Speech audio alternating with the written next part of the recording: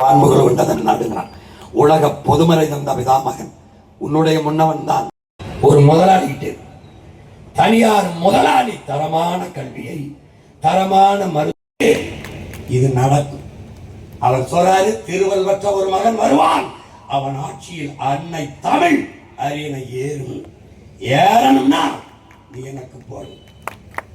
நான் முருகன் என்ன சொல்றேன், முருகா உன் தமிழ் வாழணும்னா உன் பேரை ஆடணும்.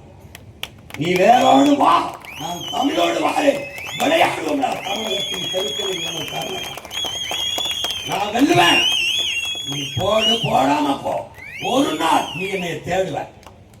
உனக்கு தண்ணி இருக்காது, காத்து இருக்காது, சோறு இருக்காது, ஒண்ணு இருக்காது, படிச்சா வேலை இருக்காதுன்னு என்னை விட்டால் உனக்கு வேற வழி இல்லை.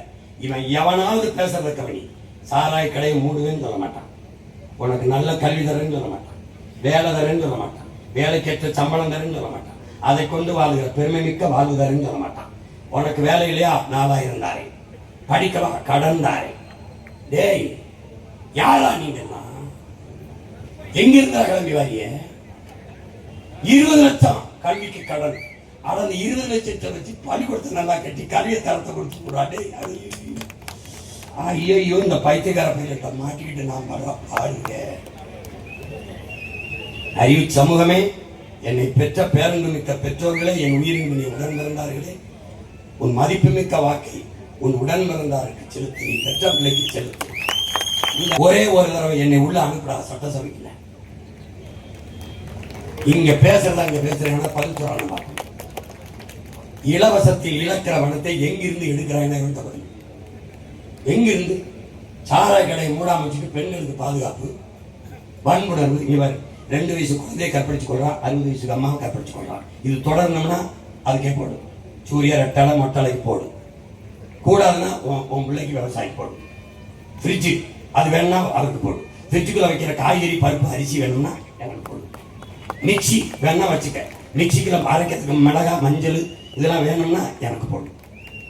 கிரைண்டர் வேணும்னா போடும், அதுக்கு அரைக்கிறதுக்கு அரிசி பருப்பு உளுந்து வேணும்னா உன் மகன் விவசாயிக்கு போடும்.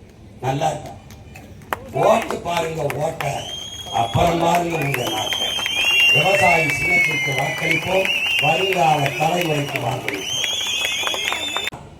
அப்படி சத்தம் இல்லாம போதுல அப்படி ஒரு வார்த்தை இங்கிலீஷ் வந்து தூக்கினேன். வைதி கொலவெறி கொலவெறினா பாட்டு அப்படிதான் போடும். தம்பி, படத்தில் ரத்தம் சிந்த வெட்டி சாய்க்கிறது மட்டும் வன்முறை அல்ல. பெண்களை கதற கதற வன்புணர்வு செய்த மட்டும் கற்பழிப்பு அல்ல, வன்புணர்வு அல்ல. 50,000 ஆண்டுகளுக்கு முத்தைய அன்னை தமிழை சிதைத்து அழிப்பது கொடுமையான வன்புணர்வும் ஆக கொடுமையான வன்முறை. அதை ஒரு மான தமிழன் பொறுக்க மாட்டான், சகிக்க மாட்டான்.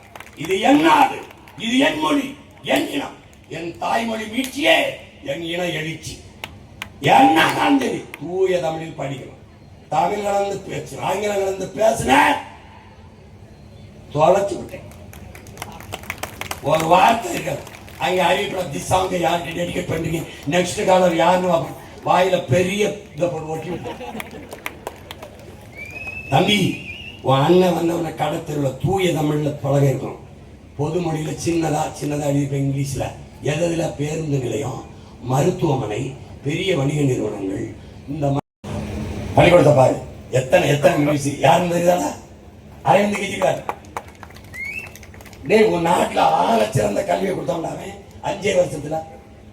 அதனாலதான் அவனை மறுபடியும் மக்கள் தேர்வு செஞ்சாங்க.